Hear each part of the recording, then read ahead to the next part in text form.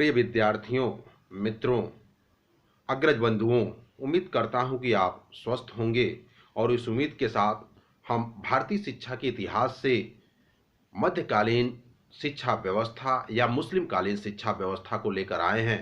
उम्मीद करते हैं कि आपको इससे लाभ मिलेगा। जब इस देश में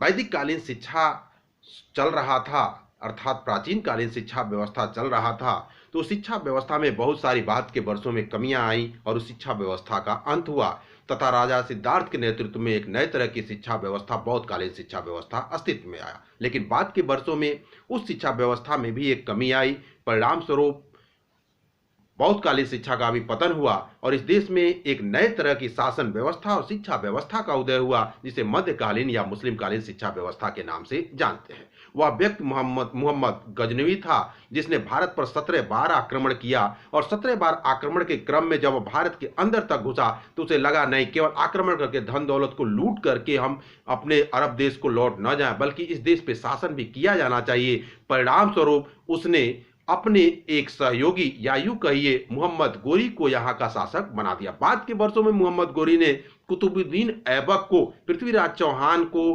पानीपत के द्वितीय विश्व युद्ध में हरा करके कुतुबुद्दीन ऐबक को यहाँ का मुगल शासक बना दिया।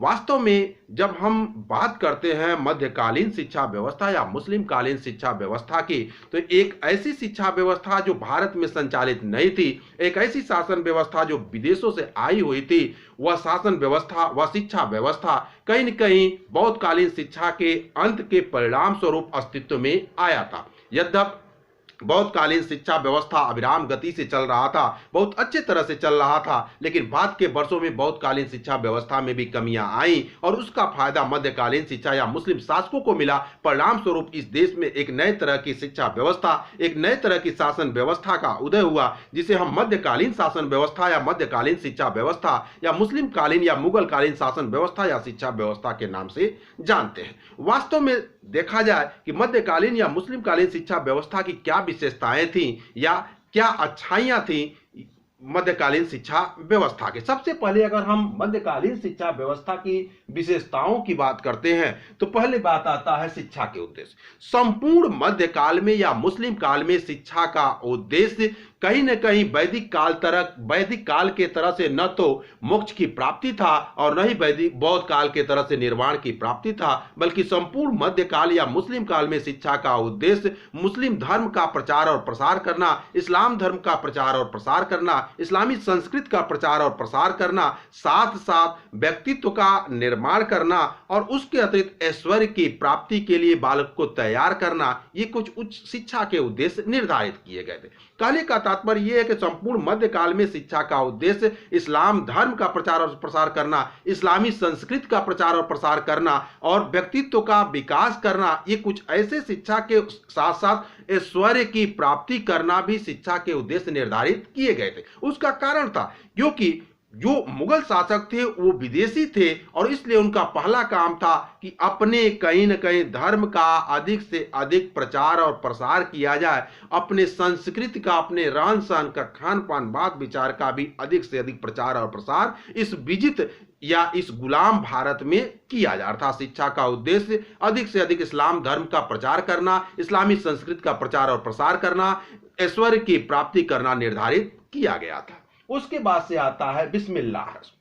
शिक्षा प्रारंभ करने के लिए जैसे वैदिक काल में उपनयन संस्कार होता था, बौद्ध काल में पवज्जा संस्कार शिक्षा प्रारंभ करने के लिए होता था, उसी तरह से मध्यकाल या मुस्लिम काल में भी शिक्षा प्रारंभ करने के लिए एक रस्म होता था जिसे हम बिस्मिल्लाह रस्म कहते हैं। सामान्यतः बिस्मिल्लाह रस्म उस बालक का हो सकता था जिसने 4 वर्ष 4 माह 4 दिन की उम्र को पूरा कर लिया है। उसके बाद उसे मस्जिद में या मकतब में जाना होता था। वहां पे जो उस मस्जिद या मकतब का मौलवी होता था उसके सामने उसे कहीं न कहीं कुरान के कुछ आयातों को सुनाना होता था। जैसे ही बालक कुरान के कुछ आयातों को सुनाता था, उसके बाद उसका बिस्मिल्लाह रस्म या शिक्षा प्रारंभ संस्कार, शिक्षा प्रारंभ रस्म पूरा मान लिया जाता था। उसके बाद उसका औपचारिक शिक्षा मध्यकाल या मुस्लिम काल में शुरू हो जाता था। अर्थात बिस्मिल्लाह रस्म से तात्पर्य शिक्षा प्रारंभ संस्कार से था। वैसे ही जैसे वैदिक काल में उपनयन संस्कार शिक्षा प्रारंभ करने के लिए होता था, बौद्ध काल में पवज्जा संस्कार शिक्षा प्रारंभ करने के लिए होता था, उसी तरह से मध्य काल में शिक्षा प्रारंभ करने के लिए बिस्मिल्लाह रस्म होता था।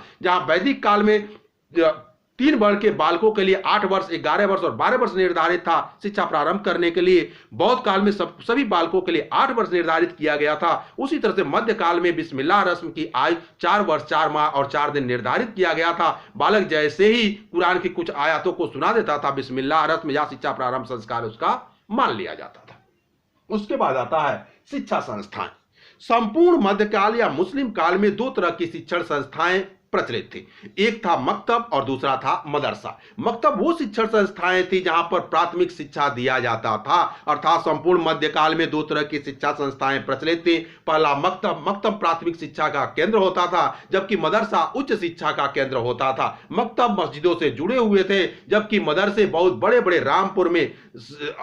रामपुर, नई दिल्ली में, फतेहपुर सिकरी में बने हुए थे, जहां पे विद्यार्थी जाता था, जाकर के हॉस्टलों में, कमरों में रह करके शिक्षा दीक्षा ग्रहण करता था। अर्थात मध्यकाल में 2 तरह के शिक्षण संस्थाएं थी। एक मकतब था, दूसरा मदरसा था। मकतब प्राथमिक शिक्षा का केंद्र हुआ करता था, मदरसा उच्च शिक्षा का केंद्र हुआ करता था। उसके बाद से आता है पाठ्यक्रम। मध्यकाल में 2 तरह के पाठ्यक्रम भी निर्मित किए गए थे। अर्थात कहीं न कहीं पाठ्यक्रम 2 तरह के थे, लौकिक और धार्मिक। लौकिक पाठ्यक्रम और धार्मिक पाठ्यक्रम दोनों तरह के पाठ्यक्रम रखे गए थे। और सामान्यतः लौकिक और धार्मिक पाठ्यक्रमों के अलावा प्राथमिक शिक्षा के लिए या मकतब के अलग पाठ्यक्रम थे, जबकि मदरसे के लिए अलग पाठ्यक्रम थे। मकतब के पाठ्यक्रम में लिखना पढ़ना, उर्दू का ज्ञान देना या अरबी का थोड़ा बहुत ज्ञान दिया जाता था, जबकि मदरसों का जो पाठ्यक्रम होता था उसमें अरबी फारसी उर्दू का ज्ञान दिया जाता था। साथ साथ आधुनिक विषयों का भी ज्ञान या शिक्षा दिया जाता था। आधुनिक विषयों को भी उनके पाठ्यक्रम में रखा गया था। उसके बाद से आता है शिक्षण विधियां। संपूर्ण मध्यकाल में शिक्षण की जो विधियां थी वह मौखिक शिक्षण की विधि थी। रटंत स्मरण पे सबसे अधिक जोर दिया जाता था। अर्थात शिक्षण के विधि के रूप में मौखिक शिक्षण विधि का प्रयोग किया जाता था। उसके बाद से आता अध्यापक छात्र संबंध। अर्थात मध्यकाल में अध्यापक छात्र के बीच कैसे संबंध थे। जहां वैदिक काल में अध्यापक और छात्र के बीच संबंध पिता और पुत्र के तरह से थे, वही बौद्ध काल में अध्यापक और छात्र के संबंध अत्यंत मधुर थे। और उसी तरह से मध्यकाल में भी अध्यापक और छात्र के संबंध अत्यंत घनिष्ठ थे। यद्यपि वैदिक काल के तरह से पिता और पुत्र के तरह से नहीं थे, लेकिन फिर भी बौद्ध काल के तरह से अत्यंत मधुर और घनिष्ठ अध्यापक और छात्र के संबंध पाए जाते थे। उसके बाद आता है परीक्षा प्रणाली एवं उपाधियां। संपूर्ण मध्यकाल में औपचारिक शिक्षा परीक्षा प्रणाली का प्रचलन नहीं था। उसी तरह से जैसे वैदिक काल में भी औपचारिक परीक्षा प्रणाली नहीं थी, बौद्ध काल में भी औपचारिक परीक्षा प्रणाली नहीं थी, उसी तरह से मध्यकाल में भी औपचारिक परीक्षा प्रणाली का प्रचलन नहीं था। यद्यपि जब मौलवी साहब को या उस मकतब या मदरसे के सबसे उच्च मौलवियों को ये लगता था, मौलवी साहब लोगों को ये लगता था कि वास्तव में विद्यार्थी ने ज्ञान अर्जित कर लिया, उसे अगले क्लास में प्रमोट कर दिया जाना चाहिए, उस हिसाब से उसको प्रमोट कर दिया जाता था। जहां तक उपाधियों की बात थी, 3 तरह की उपाधि मध्यकाल में प्रचलित थी, कालिम, आलिम और फाजिल। कालिम की उपाधि उस विद्यार्थी को दिया जाता था जो मध्यकाल में कहीं न कहीं साहित्य के क्षेत्र में उच्च प्राप्तांक प्राप्त करता था या उच्च श्रेणी का ज्ञान रखता था। आलिम की उपाधि उस विद्यार्थी को दिया जाता था जो मध्यकाल में धर्म का ज्ञान अधिक से अधिक रखता था या उच्च ख्याति प्राप्त था। जबकि फाजिल की उपाधि उस विद्यार्थी को दिया जाता था जो तर्क और दर्शन का ज्ञान या उस क्षेत्र में उच्च उपाधि रखता था। सामान्यतः 3 तरह की उपाधियों का प्रचलन भी मध्यकाल में था। उसके बाद आता है अनुशासन एवं दंड प्रणाली। वास्तव में संपूर्ण मध्यकाल में जहां तक अनुशासन की बात की जाती है और दंड प्रणाली की बात की जाती है, अब वैदिक काल और बौद्ध काल के तरह से यहाँ तो न तो अनुशासन प्रणाली की बात थी और न ही दंड प्रणाली की बात थी। यहाँ पर बालक के द्वारा किए गए गलती पर कठोर शारीरिक दंड दिए जाते थे, अर्थात बालक ने अगर गलती किया तो उसे लात और घुस्सों से मारा जाता था, बेतों से पिटाई की जाती थी, मुर्गा बनाया जाता था। और उस टाइम का जो अनुशासन का मुर्गा बनाने की परंपरा थी, आधुनिक कुछ वर्षों पहले तक भी वे परंपराएं दिखाई देती थी प्राथमिक विद्यालयों में। अर्थात संपूर्ण मध्यकाल में बालक के द्वारा किए गए गलती के परिणाम स्वरूप उसे दंड के रूप में लात घुस्सों से मारना, बेतों से पिटाई करना, साथ साथ मुर्गा बनाने की परंपरा प्रचलित थी। उसके बाद से आता है नारी शिक्षा। यद्यप मध्यकाल में या मुस्लिम काल में स्त्रियों के लिए शिक्षा की व्यवस्था की गई थी, फिर भी एक चीज है कि यद्यप संपूर्ण मध्यकाल में नारी शिक्षा की व्यवस्था की गई थी, मकतब तक तो नारियां जाकर के या लड़कियां जाकर के, मकतब चूंकि मस्जिदों से जुड़े हुए थे, घर के पास होते थे, इसलिए लड़कियां जाकर के शिक्षा दीक्षा वहां ग्रहण कर लेती थी। लेकिन मदरसे में शिक्षा ग्रहण करना मध्यकाल में बहुत ही कठिन कार्य था। उसका कारण यह था कि कठोर प्रथा प्रथा के प्रचलन के परिणाम स्वरूप संपूर्ण मध्यकाल में शिक्षा की व्यवस्था होते हुए भी स्त्रियों ने उस तरह से शिक्षा ग्रहण नहीं किया जैसे कि उन्हें शिक्षा प्राप्त होना चाहिए। फिर भी यह माना जाता है कि संपूर्ण मध्यकाल में स्त्री शिक्षा की व्यवस्था की गई थी। यद्यप धनी घर की, राजा राजवाड़े की घर की लड़कियों ने उच्च शिक्षा ग्रहण किया, क्योंकि वहां पर शिक्षक को घर पर ही बुला करके शिक्षा दीक्षा देने का कार्य हो जाता था। कक्षा नायकी पद्धति।